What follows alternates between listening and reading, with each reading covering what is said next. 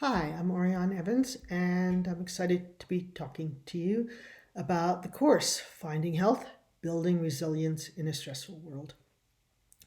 When Claire Ballard and I were chatting about this title a couple of years ago, we were thinking about the stress from the complicated lives that people have, and definitely not about a global pandemic. But here we are.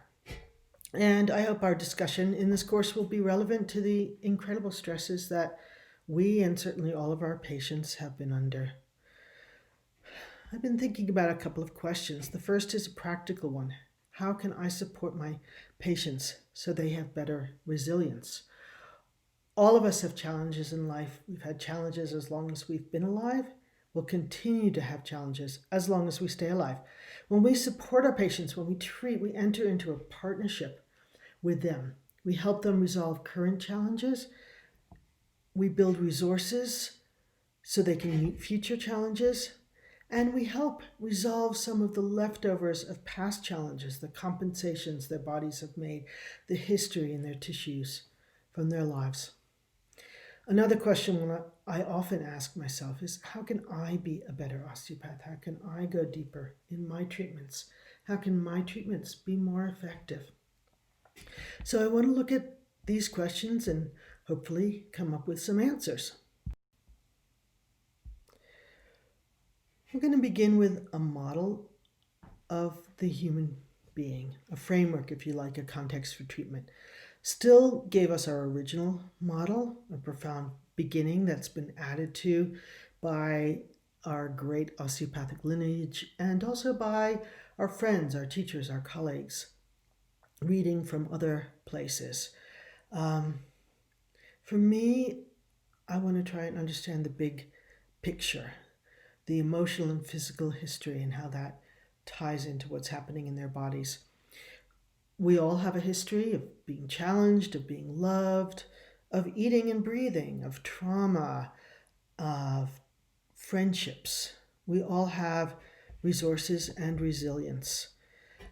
And so we're going to look at how we can better understand the unique individual, their history, their responses to life, and their unique treatment needs. I also want to talk about what we're going to have for information in this course. As osteopaths, we like to learn stuff. We study anatomy and then we study it again. There's always more to learn and more to understand about something we thought we knew. Anatomy, physiology, embryology, neurology.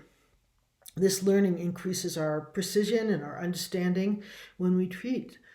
And so we're going to look at some things and then we'll perceive this information, hopefully, in practical sessions.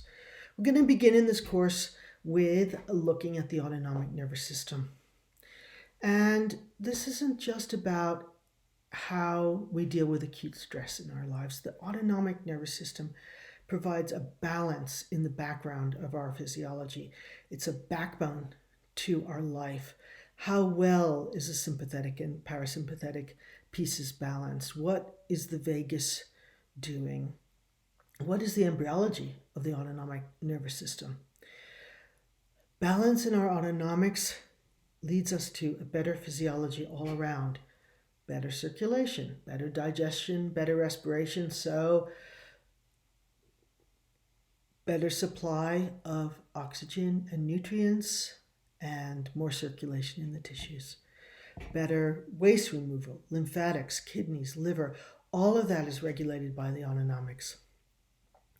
We're also going to look at some of the related systems. We'll look at the limbic system, which kind of regulates reactions to information that comes from both our external and internal environments. The hypothalamus, which is a link between the limbic and the autonomic nervous systems. The adrenals, which have, of course, both an autonomic and endocrine function.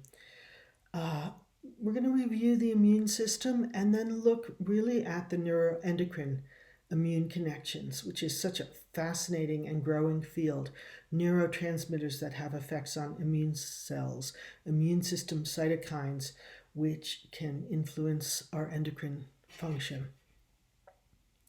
This information gives us background when we treat, an understanding of how well these systems are working in a particular moment in a particular person.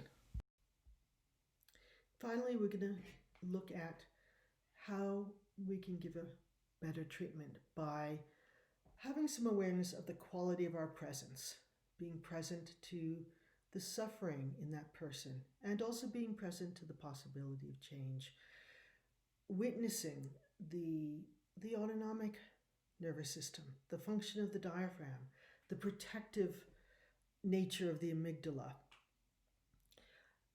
and looking at how we can support change in long-standing patterns through the quality of our treatment, providing safety for that change.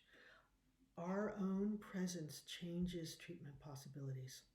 So when we look at resilience, we're going to develop a framework that looks at the individual person, their history, their struggles, their resources, and that deeper connection to healing, which we all have. We're going to gain a better understanding of healthy physiology. What does the body do to be more responsive and more resilient? How can we improve the baseline for this individual person? How can we help them to have more flexibility in their responses to challenges?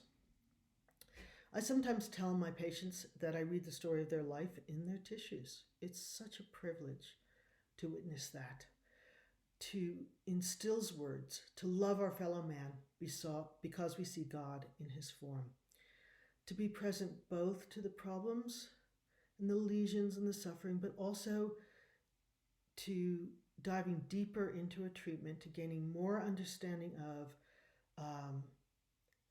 the physiological possibilities of resilience and change, and also to open that door to that intangible and sometimes miraculous